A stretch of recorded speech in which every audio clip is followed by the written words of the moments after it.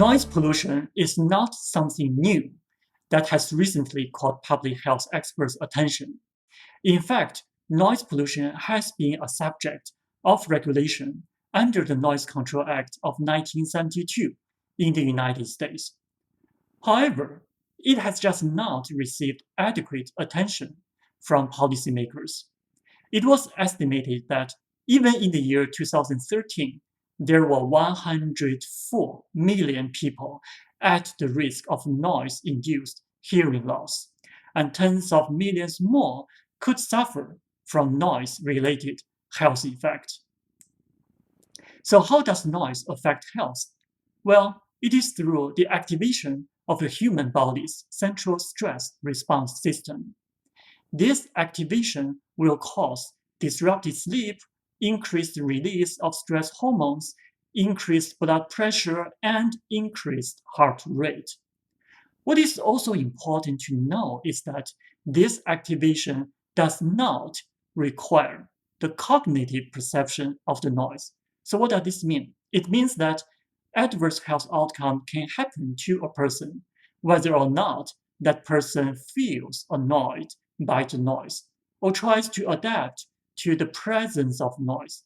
For this reason, noise pollution is sometimes called a silent killer.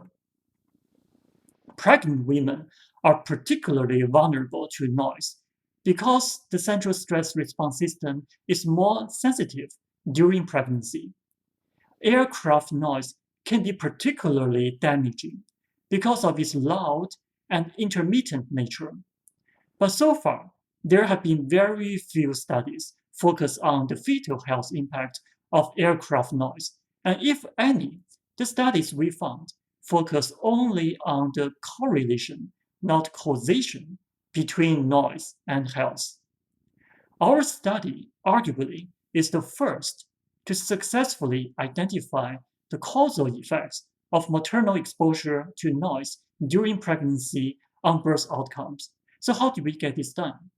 The answer comes from a nationwide initiative called the Next Generation Air Transportation System, or NextGen.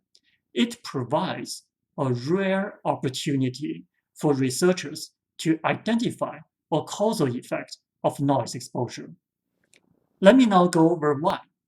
The most important feature of NextGen is the use of precision satellite monitoring, which replaced the old-fashioned radar-based monitoring. Compared with radars, satellites are able to pinpoint the exact location of each aircraft. This means that more airplanes can fly closely together while being safely spaced, so more airplanes can use the same route. These routes are also made to be more direct, with the purpose of saving fuel and reducing flight time.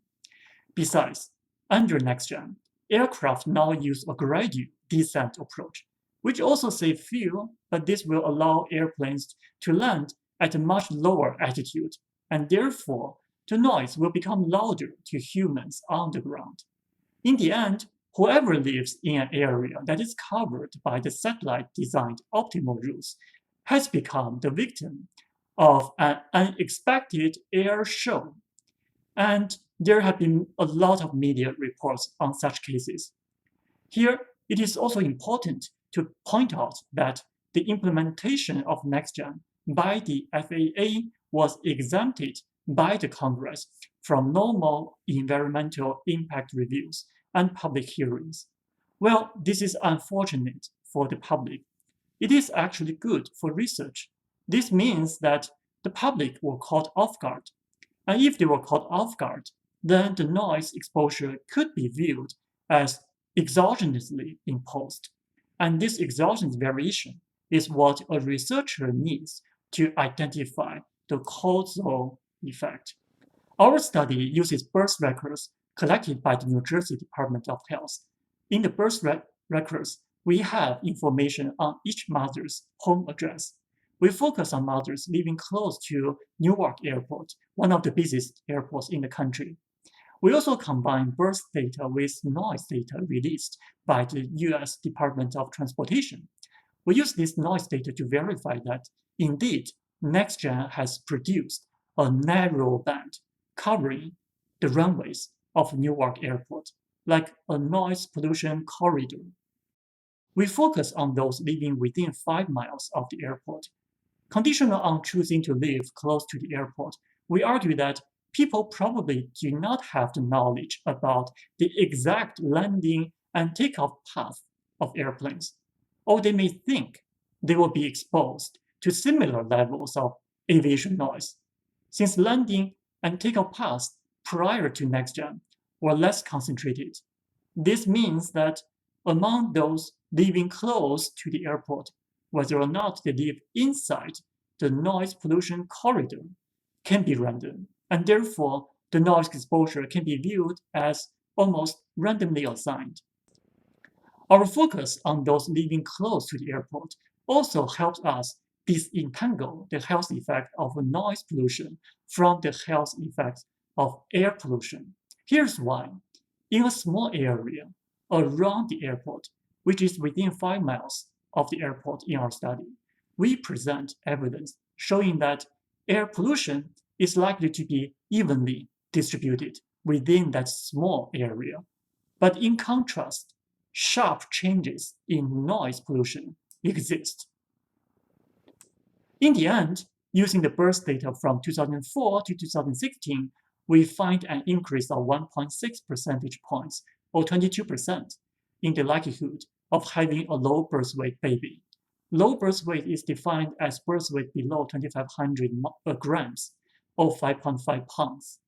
We find this increased fetal health risk among mothers who live within 5 miles of the airport in the direction of the runway, exposed to noise levels that are above 55 decibels, which is the threshold used by the EPA and WHO, and during the period when NextGen was more actively implemented at the airport. So far, there have been many efficiency benefits attributed to NextGen, such as saving energy and reducing flight time. However, our study highlights the presence of a trade-off between NextGen's flight path optimization and human health, and we must recognize this trade-off, especially regarding compromised fetal health, because such a compromised health at birth will have long-term impact on many outcomes during adulthood, including health, educational attainment, work productivity, and earnings.